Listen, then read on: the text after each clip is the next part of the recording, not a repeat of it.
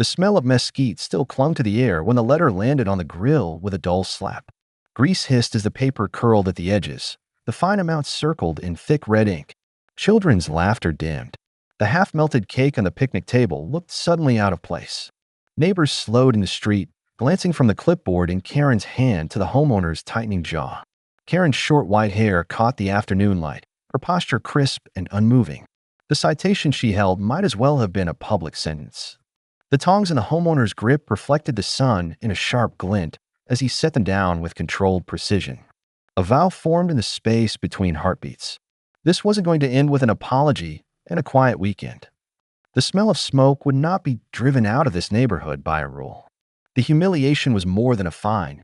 It was the same quiet dismissal he'd watched his father endure years ago, where roadside pit was shut down in the name of progress.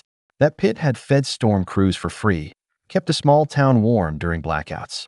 The same pride burned now, hotter than the coals cooling in the smoker. By sundown, a decision had taken root. A mile from the cul-de-sac, a small vacant lot sat pressed against the HOA wall, its cracked asphalt littered with wind-blown leaves and a sun-bleached for-lease sign. Papers were signed before the ink in the citation was dry. The property manager barely had time to shake hands before steel racks were ordered and a shipment of industrial smokers scheduled. Every dollar was a risk, every hour pulled from sleep to plan. Old notebooks came out of storage, sketches and measurements marked in smudged pencil. The first allies arrived quietly.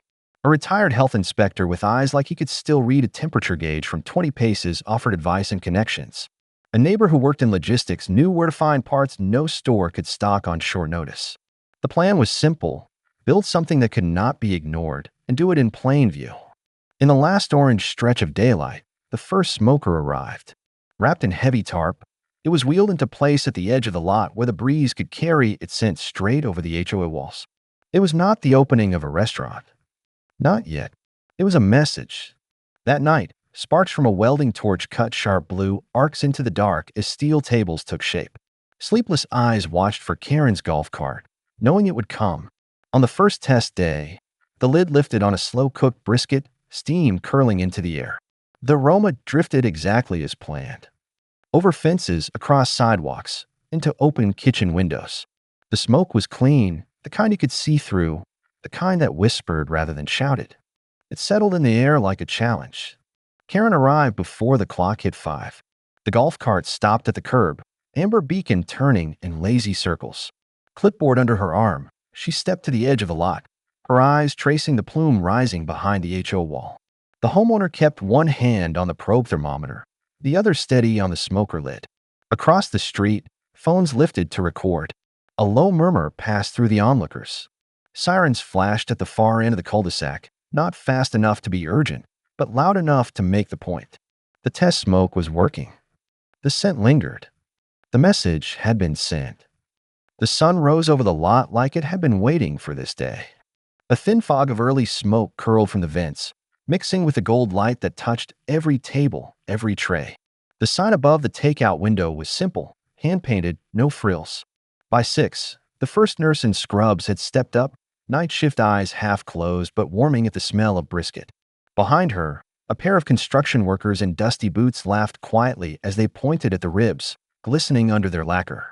The youth football team jogged in, helmets dangling from their hands, drawn in by the scent alone. The line grew in minutes. Faces of all kinds. Stories waiting to be told. The widow from 2 streets over, the one who lost her grill in a house fire, stood close to the front. She clutched a folded bill in one hand but was waved off and handed a tray piled high. The Pay It Forward board was already pinned with notes from strangers paying for the next plate. Across the street, Karen was already there. Short white hair perfect in the morning light, arms folded, clipboard at her side like an officer's sidearm. She didn't cross into the lot, just stood on the sidewalk, watching, counting. By the time she left, she had already made her first call. The counterstrike came before lunch. Flyers on windshields, folded in bright paper that screamed in big letters. Parking violations marked in bulk on cars lining the curb. Complaints filed to the county about noise, about traffic, about smoke that wasn't there. The air around the lot was clean, but the paper war was on. The response was quiet but sharp. A new hour added, pay what you can. A fresh wall space turned into a growing patchwork of Polaroids and pin stubs. Each photo a person holding their plate, each stub a note of who it was for, mother, neighbor, stranger in the next line. The widow became the line marshal, steady voice guiding arrivals, keeping peace as the line wound down the block. The smell spread like a rumor. Customers came from blocks away, some just to see if the stories were real. The ribs were dark with char, the brisket cut so it glistened in the sun. Every slice was a statement. The lot was here, it was open, and it was feeding whoever stepped forward. But the fight was not one-sided. By mid-afternoon, whispers spread through the line. Someone had seen a familiar face after hours, Karen's own nephew, caught on a doorbell camera leaning into the takeout window just past midnight, tray in hand. His voice, quiet but caught on the mic, was full of thanks. The clip made its way down the block faster than the smell of smoke. That evening, the line didn't shrink until the streetlights buzzed on. The widow held the last tray, passing it to a man who had been waiting since sunrise. In the distance, the hum of a courier's scooter grew louder. It pulled up to the counter, the rider stepping off with a thick certified envelope in one hand. The homeowner took it slowly, the weight of its contents heavier than the paper could hold. Across the street, Karen stood again, eyes fixed on the exchange, expression unreadable. No one said a word as the envelope was set on the counter. The seal glinted in the fading light. The day had been a victory, but the paper in that envelope promised the next move would not be so simple. The letter was opened in the still heat of the afternoon, the air in the smokehouse thick with the scent of oak and hickory. Inside were words meant to choke momentum, a court date set within 48 hours, an emergency injunction that, if granted, would close the doors, cut the power, and multiply fines until nothing remained but debt. The paper was smooth, but it carried the weight of a hammer. The retired health inspector studied it first. His fingers, still rough from years of field work, tapped the margins as he read. Then he slid a separate sheet across the prep table, an air quality complaint filled out weeks earlier, signed with a name not tied to any real inspection. It was a copy of a form from another state, identical down to the typo in the header. It was proof of a strike that never should have counted. The homeowner's partner leaned against the counter, arms crossed. The scent of meat meant nothing in that moment. The tension between wanting to fight and wanting to survive was sharp enough to cut. Staying open meant risking more than money. It meant risking home, health, peace. A silence hung between them until the partner shook their head and walked out into the sunlight, leaving the door to swing on its hinges. Work didn't stop. The smoker's fire was fed with cleaner burning wood. New scrubbers were installed, bolted down with urgency. The science teacher from down the street set up small sensors, live readings chalked in real time on the board for customers to see. People stopped to read them, curiosity growing with each green number posted. The inspector dug deeper into the president's past, and the stories began to surface. There had been a catering business years ago, long before the HOA meetings and the tidy suit. A foodborne incident had shut it down. Quiet settlements had kept it from the papers, but the resentment had stayed alive. It was easy to see now. The control, the rules, the way smoke seemed to unsettle more than just air. Court day came with clouds that held no rain, just heavy heat. Inside, arguments clashed like pans on concrete. The inspector's evidence hit the table with precision, the falsified reports sliding into the record. The HOA's lawyers spoke of health risks, of property values, of order in the community. The judge listened without showing which way the scale tipped. The decision didn't come clean. Instead, the judge ordered surprise inspections, time for both sides to prove their claims. No closure, just a delay, and the quiet threat of sudden checks hanging over every open hour. That night, the dinner rush was louder than usual, voices carrying past the line to the street. The meat was at its peak, the smoke clean, the plates full. Then, without warning, the lights died. The hum of the refrigerator went still. The fans slowed to silence. In the distance, the grid was still alive, the houses still lit. Phones lit up around the lot, faces glowing in cold blue light. The line didn't move, not yet, not until someone knew why. The homeowner stepped outside into the bright dusk, eyes scanning the utility pole, the street, the lot line where the cables ran. The smell of smoke still lingered, but now it carried the weight of uncertainty. Somewhere in the stillness, the war had shifted again. The blackout turned the lot into a test no one had planned for. In the fading light, the widowed veteran was already moving, hauling a metal chimney starter out from behind the smoker. Sparks burst as he poured glowing coals into the firebox, each ember flickering against the daylight like a challenge. The homeowner grabbed a cutting board and fanned the flames until the wood caught, the scent of smoke and char sweeping back into the air. Generators arrived within minutes, hauled in the beds of pickup trucks from landscaper friends. Heavy cables snaked across the asphalt, buzzing to life as a few lights flickered on inside the prep space. The air was alive with motion, neighbors holding phones for light over the cutting table, kids running trays of sauce from cooler to counter. The line didn't shrink. If anything, it grew, the blackout becoming another story people wanted to be part of. That's when the rival truck rolled up. A glossy black trailer with polished chrome vents pulled into the opposite curb. The smell of unfamiliar spices cut through the air, sharp and deliberate. Plates were handed out free, the gesture framed as kindness but dripping with intent. Faces in the Smokehouse line turned, tempted, curious. The veteran saw it before the tension could spark. He stepped into the street, cap low, his voice firm but steady as he laid out a system. Lines would move in order, no shoving, no shouting. The free plates across the way would not pull apart what had been built here. Children darted between legs, passing a bucket for tip money, whispering that it was for tomorrow's charcoal.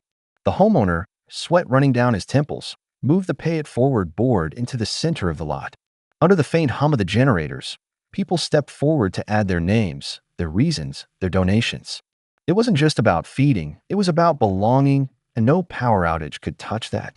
Then a familiar face appeared in the crowd. A county commissioner, ball cap low, no entourage. He stepped up to the counter, ordered without a word, and stood to the side eating slowly, watching everything. The next morning, the city's social feed posted a short message. Permits under review due to overwhelming community interest. It was only a sentence, but it was a crack in the wall. Karen's response was sharp and public. A speech on property values, on the dangers of unchecked smoke, on the creeping risk to the neighborhood's peace. People listened, some nodding, some crossing their arms. That's when it happened. A neighbor with asthma, already uneasy, stumbled during the gathering, clutching at her chest. Panic spread faster than the truth, but it was the Smokehouse crew that reached her first. The veteran helped her to a chair, the science teacher calling emergency services, while the homeowner fetched her inhaler from her home. When she was steady, a tray of food was left beside her, the board announcing the Smokehouse would cover the cost of her medication. The mood shifted. The lot had gone from contested ground to a lifeline again. Night settled without warning of what came next. But in the early hours, a rumble cut through the quiet. At 3 a.m, a bulldozer sat parked at the lot line, its yellow frame looming in the dark. The engine was cold, the cab empty, and a message was nailed to the fence. One word, stamped in block letters. Move. Morning revealed the bulldozer in full. Its yellow paint caught the sun, the shadow stretching over the fence line like a warning. The message nailed to the boards flapped in the breeze, its single word carrying the weight of a threat. People gathered in small knots, talking low, glancing from the machine to the Smokehouse door. The homeowner stepped out without hesitation, crossing the asphalt to run a hand along the metal arm. It was clean and used. This wasn't for demolition yet, it was for intimidation. The retired health inspector arrived with a file tucked under his arm. Inside was the clause no one in the HOA wanted found. The lot, it turned out, predated the association entirely. The zoning codes marked it as a commercial space with grandfather rights. The bulldozer had no legal authority here, but its presence was still a statement. They wanted the fight to be visible. The homeowner didn't hide. A public ledger went up by the counter, showing every fine paid, every free meal given, every cent spent on community plates. Numbers in black ink, out where anyone could read them. It was a shield made of transparency. Then the blow landed from within. The quiet neighbor who had helped find supply lines, who had nodded along in late-night planning sessions, was revealed as the HOA president's former bookkeeper.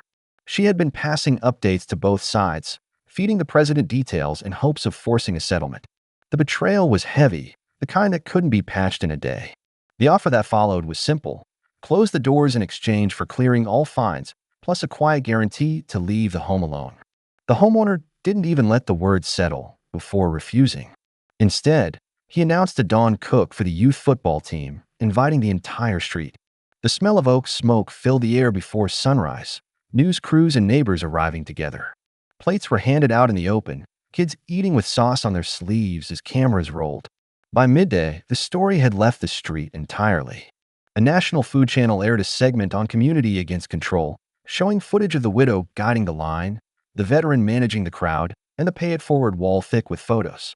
Orders began flooding in from towns that had never heard of the HOA. With the attention came scrutiny, every permit and inspection request landing faster. The HOA board began to splinter. 2 members resigned after the broadcast, unwilling to carry the weight of the president's campaign. Lawsuits multiplied, some against the HOA itself, others circling the Smokehouse from unrelated quarters.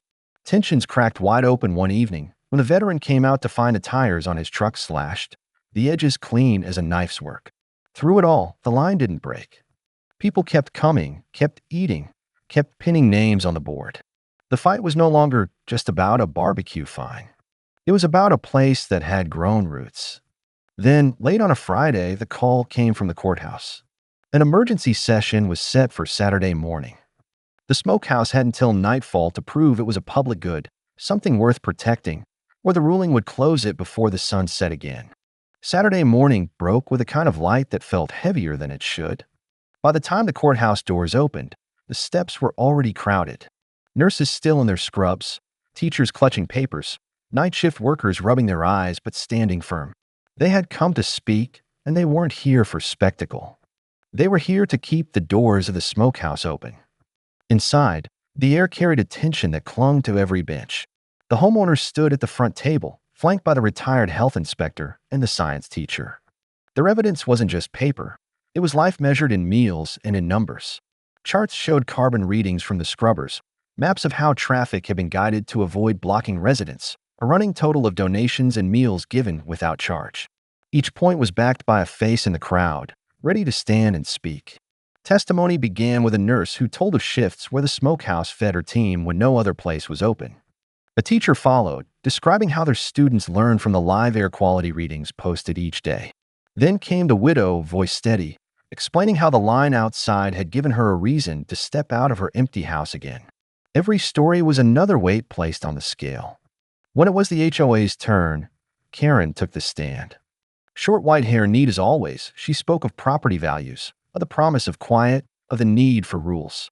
Her words were precise, but they met questions she didn't expect. The inspector slid forward documents from years ago, records of a catering business that had ended in silence after an incident no one had wanted to discuss.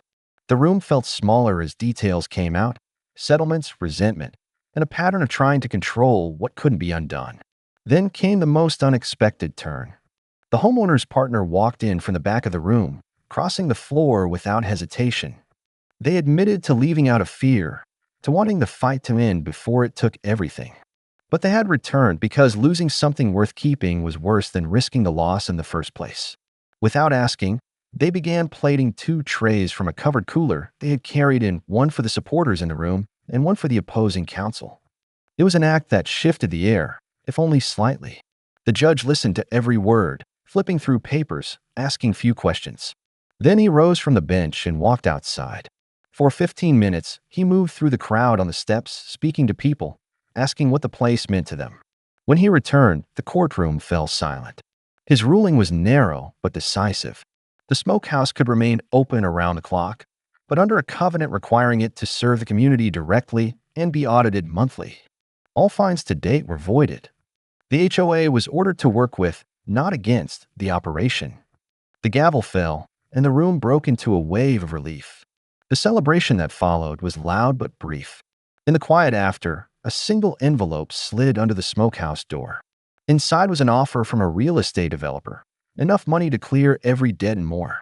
The catch was simple: sell the lot for luxury townhomes, closing in 10 days. The offer sat on the counter like a silent dare. The numbers were clear enough to end every sleepless night, to pay off debts, to walk away without looking back. But it also meant watching the walls come down, the smokers hauled away, and the line outside vanish into memory. The lot would be paved over for something that would never smell of oak or hickory again. Word spread faster than the smoke ever had. By the next morning, the pay-it-forward wall was covered edge to edge, not with meal stubs, but with notes begging the owner to keep the doors open. Names, handprints, even drawings from children filled the space. The widowed veteran stood at the counter, offering his pension to buy shares. The county commissioner arranged for a microgrant. The science teacher pledged a portion of her salary. Kids set up lemonade stands in front yards, holding jars marked, "Save our Smokehouse." The idea grew in a single night. A cult. The Smokehouse would belong to the community it fed. The paperwork began in the back office, ink smudged by tired hands. People came in shifts to sign, bringing envelopes of cash, coins, and jars, whatever they could give. On the third day, Karen walked in without her clipboard. She wore work gloves, her short white hair slightly wind-ruffled. Her eyes were steady but stripped of the sharpness they had always carried. She admitted what everyone now knew, that she had failed years ago, that her control had been a shield for her pride. She asked to join the co-op. The room held its breath before the homeowner answered. She could join, but she would start with the jobs no one else wanted: trash duty, bookkeeping audits, hauling wood in the heat. Karen nodded once, without protest. The developer returned with a final push, offering a bonus if the deal was signed early. The homeowner countered with something no check could match: a signed agreement with the city to make the Smokehouse an official partner in disaster relief, feeding emergency crews during summer storms. The lot would be locked as food service designated, untouchable by development. The last signatures on the co-op papers came just before noon on the final day of the deadline. The bank approved the transfer, and the lot became legally untouchable by anyone outside its membership. When the news hit, the celebration poured into the street. The veteran shook hands with strangers. The widow pinned a new photo to the wall. The homeowner stood at the counter, ladling sauce over ribs with the same focus as the first day. The HOA, stripped of its battle budget, voted to turn its fines fund into a neighborhood repair grant. The Smokehouse offered to upgrade the ventilation system at its own expense to make the air cleaner than any street in the area. What had started as a fight was now a shared ground, even if scars remained. As the sun dipped, the homeowner turned to the crowd and told them this was just the beginning. To everyone watching, whether standing in line or hearing the story from far away, they said to like, subscribe, and comment with the name of the first person they would feed if they stood at this counter. The grill hissed as a fresh rack hit the heat, and the air was filled with the sound of laughter, the smell of smoke, and the sight of neighbors who now felt like family.